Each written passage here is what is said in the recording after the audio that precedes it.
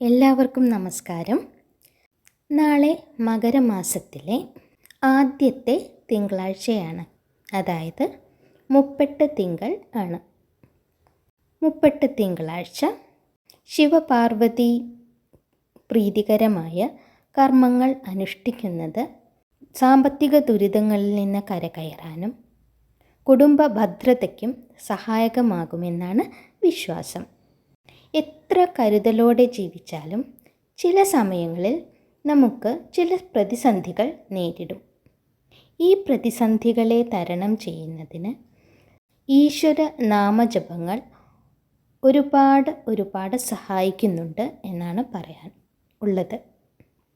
തകർന്നു പോകുമെന്ന അവസ്ഥയിൽ ഈശ്വര നാമജപത്തിന് നമ്മളെ കൈപിടിച്ചുയർത്താനുള്ള സവിശേഷമായ കഴിവ് ഉണ്ട്.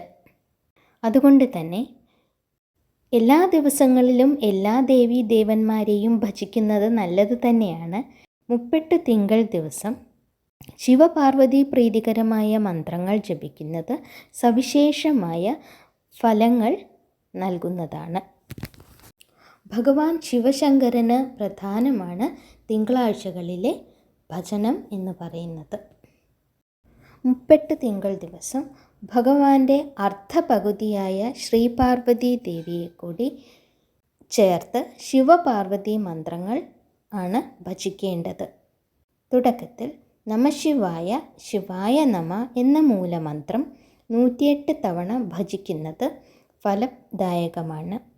ശിവസഹസ്രനാമവും ലളിതാ സഹസ്രനാമവും ഒരുപോലെ ഭജിക്കേണ്ടതാണ് എന്നാണ് പറയുന്നത്.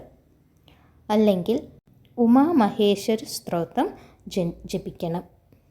എപ്പോഴും ഇന്ന നമ്പർ ഇത്ര തവണ ജപിക്കണം എന്ന് പറയുന്നതിനേക്കാൾ കഴിയാവുന്ന അത്ര തവണ ജപിക്കുക എന്ന് പറയുന്നതാണ് നമഃശിവായ, നാരായണ നമ മുതലായുള്ള മന്ത്രങ്ങളുടെ പ്രത്യേകത. കഴിയുന്നത്ര ജപിക്കുക എന്നതാണ്. ഉമാമഹേശ്വര സ്തോത്രം എന്ന് പറയുന്നത് നമഃശിവാഭ്യാം നവയൗവനാഭ്യാം പരസ്പരാശ്ലിഷ്ടവപുർധരാഭ്യാം നാഗേന്ദ്രകന്യാ വൃഷകേതനാഭ്യാം നമോ നമ ശങ്കര പാർവതീഭ്യാം എന്ന് തുടങ്ങുന്ന സ്തോത്രമാണ്.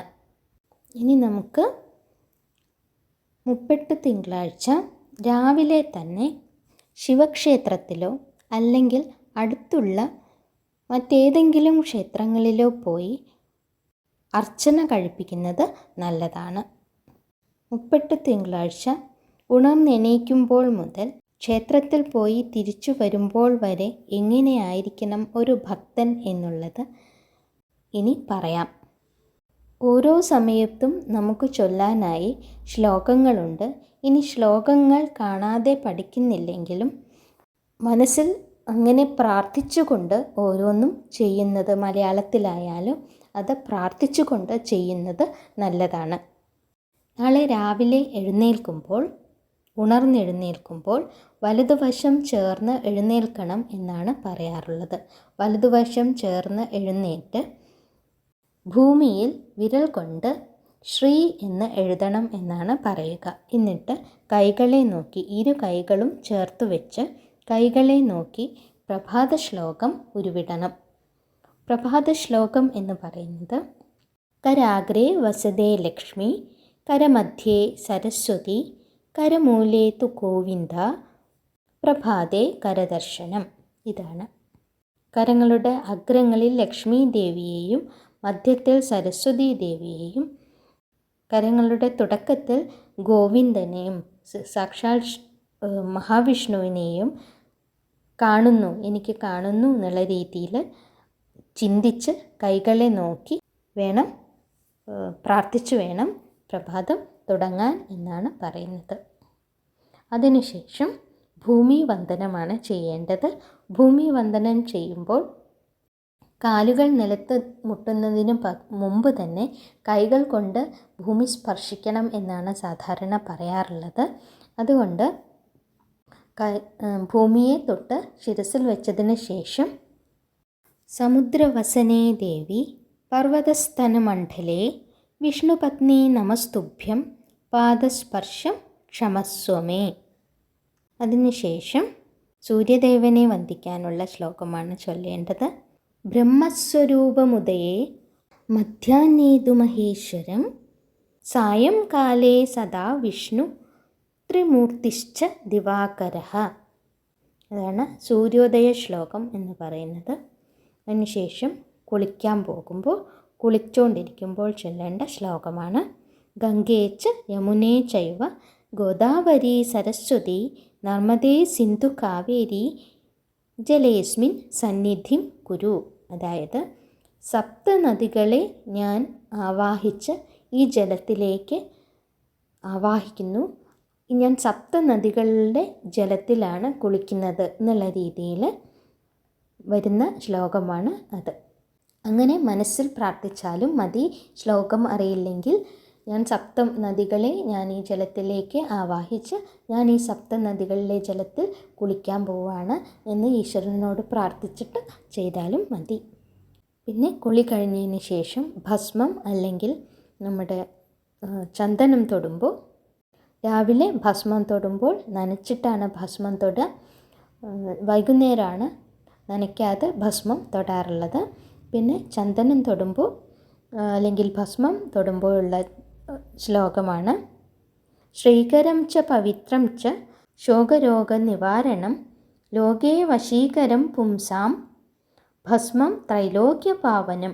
ഓം അഗ്നിരിതി ഭസ്മ വായുരിതി ഭസ്മ ജലമിതി ഭസ്മ സ്ഥലമിതി ഭസ്മ വ്യോമേതി ഭസ്മ സർവം ഹവാ ഇദം ഭസ്മ മന ഏതാനി ചക്ഷുംഷി ഭസ്മ ത്രയംബകം യജാമഹേ സുഗന്ധിം പുഷ്ടിവർദ്ധനം ഉർവാരുകമിവ ബന്ധനാത് മൃത്യോർമുക്ഷീയമാമൃതാത്. ചൊല്ലേണ്ടത് തുളസിത്തറ ഉള്ളവർക്ക് തുളസി വന്ദനം ചെയ്യുമ്പോൾ അത് ചൊല്ലാം. ഇല്ലെങ്കിൽ നേരെ അമ്പലത്തിൽ പോയിട്ട് പ്രസാദം വാങ്ങുമ്പോഴും മനസ്സിൽ ഇങ്ങനെ വിചാരിച്ചാൽ മതി. പ്രസീദ തുളസി ദേവി പ്രസീദ ഹരിവല്ലഭേ ക്ഷീരോദ മദനോദ്ഭൂതേ തുളസി ത്വം നമാമ്യഹം എന്നാണ് തുളസി വന്ദനം എന്ന് പറയുന്നത്. പിന്നെ അമ്പലത്തിലെത്തി ആൽപ്രദക്ഷിണമാണ് നമ്മൾ സാധാരണ ചെയ്യുക. ആദ്യം അപ്പോൾ ചൊല്ലേണ്ട ശ്ലോകമാണ് മൂലതോ ബ്രഹ്മരൂപായ മധ്യതോ വിഷ്ണുരൂപിണേ അഗ്രത ശിവരൂപായ വൃക്ഷരാജായ തേ നമഃ. പിന്നെ എപ്പോഴും മനസ്സിൽ ആദ്യം അമ്പലത്തിൽ കയറുന്നതിന് മുമ്പ് ഗണപതിയെ വന്ദിച്ചതിന് ശേഷമാണ് നമ്മൾ അമ്പലത്തേക്ക് കയറേണ്ടത്. ഓം ഗം ഗണപതയേ നമ എന്ന് പറഞ്ഞിട്ട് അമ്പലത്തിലേക്ക് കയറുക. പിന്നെ ദീപം തൊഴുമ്പോൾ നമുക്ക് മനസ്സിൽ നമ്മുടെ പ്രാർത്ഥനകളും ഈശ്വരനാമവും ജപവുമാണ് വേണ്ടത്. പറ്റുമെങ്കിൽ നമുക്ക് ഈ ശ്ലോകം ചൊല്ലാം. ആരതി തൊഴുന്ന സമയത്ത് ചൊല്ലേണ്ടതാണ്. ദീപജ്യോതിർ പരബ്രഹ്മ ദീപജ്യോതിർ ജനാർദ്ദന ദീപോ ഹേ ഹരതു പാപം ദീപജ്യോതിർ നമോസ്തുതേ അങ്ങനെ ചൊല്ലാം. മംഗളാരതി എടുക്കുമ്പോൾ, അതായത് കർപ്പൂരാരതി എടുക്കുമ്പോൾ ചൊല്ലേണ്ടതാണ് കർപ്പൂരഗൗരം കരുണാവതാരം സംസാരസാരം ഭുജഗേന്ദ്രഹാരം സദാ വസന്തം ഹൃദയാരവിന്ദേ ഭവം ഭവാനി സഹിതം നമാമി. പിന്നെ നമ്മുടെ സർവമംഗളമംഗല്യേ ശിവേ സർവാർത്ഥ സാധികേ ശരണ്യേ ത്രയംബകേ ഗൗരി നാരായണീ നമോസ്തുതേ. ഇതെല്ലാം അപ്പോഴാണ് ആരതി എടുക്കുന്ന സമയത്ത് ചൊല്ലേണ്ടതാണ്. പിന്നെ പ്രദക്ഷിണം ചെയ്യുമ്പോൾ ചൊല്ലേണ്ടത് യാനി കാനിച്ച പാപാനി ജന്മാന്തരകൃതാനി ച താനി താനി വിനശ്യന്തി പ്രദക്ഷിണം പടേ പടേ. പ്രകൃഷ്ടപാപനാശായ പ്രകൃഷ്ടഫലസിദ്ധയേ പ്രദക്ഷിണം കരോമിത്യം പ്രസീദ പുരുഷോത്തമ പരമേശ്വരി. ഇതാണ് ചൊല്ലേണ്ടത്. പ്രദക്ഷിണം ചെയ്യുമ്പോൾ ചൊല്ലേണ്ടത്. പ്രാർത്ഥന നന്നായി ചെയ്തതിന് ശേഷം പ്രദക്ഷിണം ചെയ്തു വന്ന് നടക്കലിൽ നിന്ന് ഒന്നുകൂടി നന്നായി പ്രാർത്ഥിച്ചതിന് ശേഷം ചൊല്ലേണ്ടതാണ് കായേന വാച മനസേന്ദ്രിയർവ ബുദ്ധ്യാത്മനാവ പ്രകൃതേ സ്വഭാവാത് കരോമിയദ്യത് സകലം പരസ്മൈ നാരായണ ഏതി സമർപ്പയാമി. എല്ലാ ഈശ്വരനെ സമർപ്പിക്കുന്നു എന്ന് പറഞ്ഞിട്ട് നമ്മുടെ ഉള്ളിലുള്ള എല്ലാ ഈശ്വരനും സമർപ്പിക്കുന്നു. എന്നിട്ട് ഞാൻ പുതിയൊരു നല്ലവനായിട്ട് ഈ ക്ഷേത്രത്തിൽ നിന്നേക്ക് പുറത്തേക്ക് ഇറങ്ങുന്നു, ഈശ്വര ചൈതന്യത്തോടെ ഞാൻ പുറത്തേക്ക് ഇറങ്ങുന്നു എന്ന് പ്രാർത്ഥിച്ചുകൊണ്ട് അമ്പലത്തിൽ നിന്ന് നമുക്ക് പുറത്തേക്ക് ഇറങ്ങാം. ഇങ്ങനെയാണ് 38 തിങ്കൾ. എല്ലാ ദിവസവും ഇത് ചെയ്യാം, അല്ലെങ്കിൽ പ്രത്യേകിച്ച് 38 തിങ്കൾ 38 ചൊവ്വ ദിവസങ്ങളിൽ, അല്ലെങ്കിൽ 38 വ്യാഴം നമ്മുടെ വിഷ്ണു ക്ഷേത്രങ്ങളിൽ പോകുമ്പോൾ ഈ 3 ദിവസങ്ങളിൽ പ്രത്യേകിച്ചും ഈ ഒരു രീതിയിൽ നമുക്ക് തുടരാം. ദിവസവും തുടരേണ്ട ഒന്ന് തന്നെയാണ്, എങ്കിലും എന്നും അമ്പലങ്ങളിൽ പോവുകയുണ്ടാവില്ലല്ലോ. അങ്ങനെ എന്നും പോണവർക്ക് ഓക്കെ, ഇല്ലാത്തവർക്ക് വീട്ടിൽ ഇതേപോലെ പ്രാർത്ഥിച്ച് നമുക്ക് പുറത്തേക്ക് ഇറങ്ങാം. എല്ലാ ആഴ്ചയിലും വൈഷ്ണവ, ശൈവ, ശാക്തേയ ക്ഷേത്രങ്ങളിൽ ഒരു തവണയെങ്കിലും ഒരാഴ്ചയിൽ അങ്ങനെ പോയിട്ട് വരാം. അപ്പോൾ നമുക്ക് ഇതുപോലെ ആചരിക്കാം എന്നാണ് പറയുന്നത്. എല്ലാവർക്കും നന്ദി, നമസ്കാരം.